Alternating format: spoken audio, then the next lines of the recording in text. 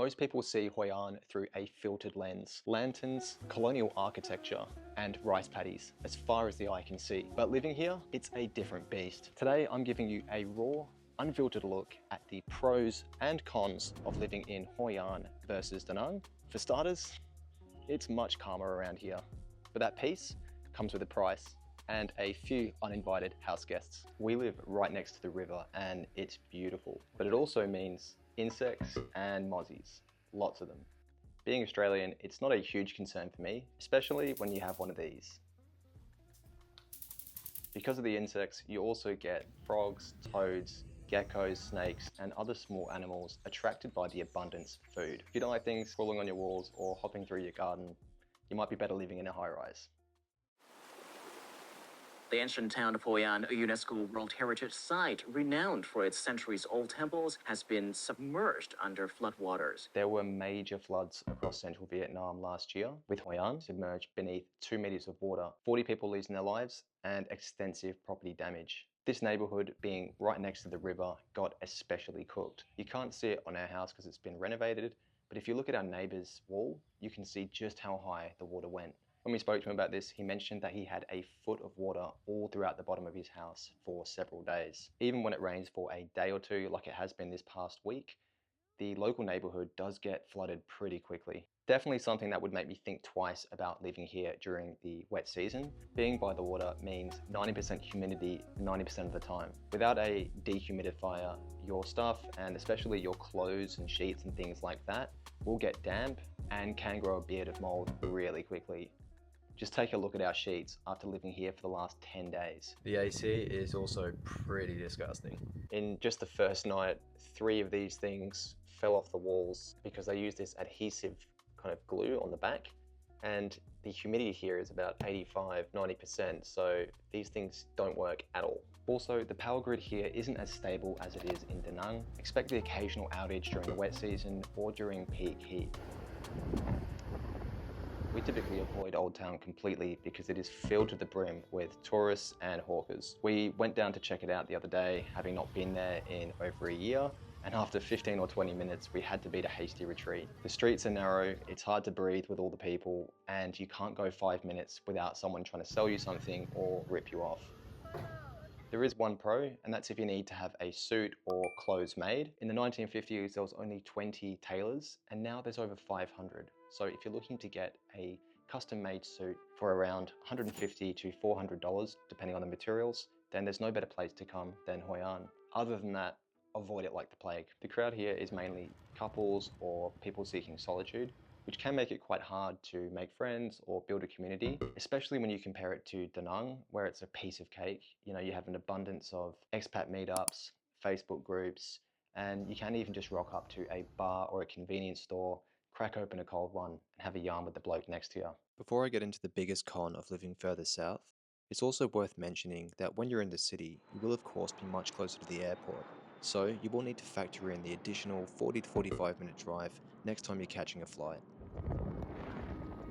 The reason it's quiet here is you have way less infrastructure and amenities. Besides the flood risk, I would say that this is the major con about living in Hoi An. You can't just step out your door and walk to 10 coffee shops like you can in Mian. If you have a bike, you'll be fine, but if you like having everything on your doorstep, then Hoi An might feel a little bit isolated. Being a coffee snob, I found that Hoi An is pretty tough to come by specialty coffee. An Bang is generally better, so normally I drive down in the morning and yeah, it's pretty cool to have a coffee while watching the waves. But generally speaking, Da Nang is way better for infrastructure.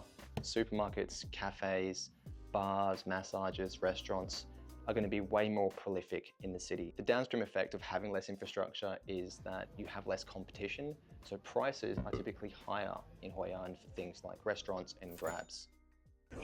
No. So what about the upsides? Well, first and foremost, the natural environment.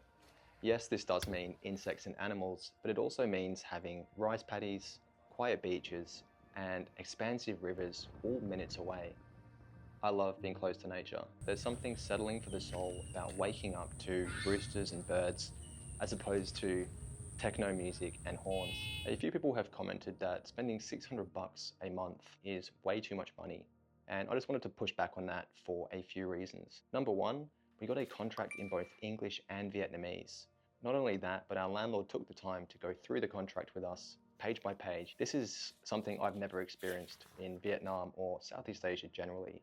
And I think it really just speaks to the quality of the landlord we've got. When she heard that we were having a baby, she went out and bought a bunch of stuff: mosquito nets, microwave, air fryer, storage units, and much more. In addition to the landlord, we've also got Mr. Tin, our local handyman, on hand for any maintenance related issues. We haven't had anything major pop up that I couldn't handle myself, but knowing he's next door definitely gives us peace of mind. For $600, this 2-bedroom house is cheaper than the single bedroom I had in Copenhagen or anywhere I've lived in Australia.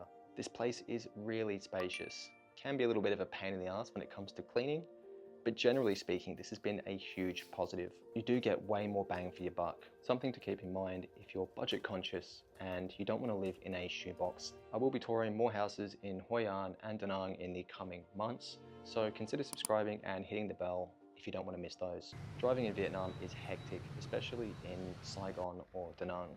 Compared to these cities, Hoi An is pretty chilled. So if you weren't confident driving a scooter in the city, then Hoi An will be a much easier introduction. Not to mention that there's an abundance of natural beauty here, so it's just generally a much nicer place to go for a cruise.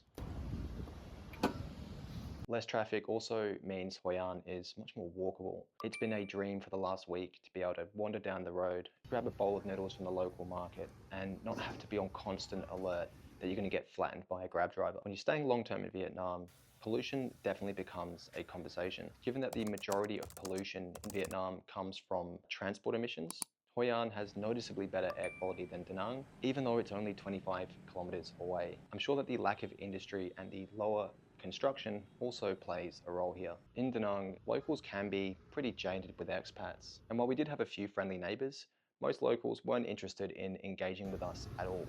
And I'm not salty about this. It is understandable given the impact that foreigners have had on prices and local communities, but I'd be lying if I said it doesn't make it harder to feel at home. In Hoi An, every local says hello and gives you a smile.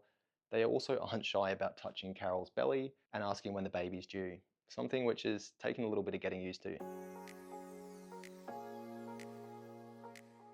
This may be an unpopular opinion, but I actually prefer the beaches down here. On Kuadai Beach, you'll find an empty section of white sand, emerald water, and views across to the Cham Islands. You do have to be careful where you swim though, as there may be a few obstacles in the water which can result in brain damage. Got your metal pipes in the water as well, not really sure what the point of that is. Wherever you swim in Da Nang, you're going to have lifeguards blowing whistles and yelling at you to make sure that you're swimming within the safe zones. These are the patrolled areas. And honestly, these lifeguards aren't necessarily going to save you if you're drowning. Ultimately, if you like being sociable, you want to play a game of volleyball or meet up with some friends, then Da Nang will win hands down.